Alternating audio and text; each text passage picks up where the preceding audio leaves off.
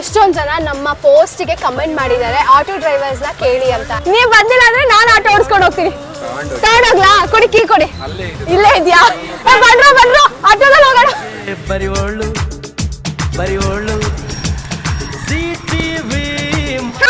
Hi ಕನ್ನಡದವರಾ? ಒಂದೆರಡು question ಕೇಳ್ತೀನಿ, answer ಮಾಡ್ತೀರಾ?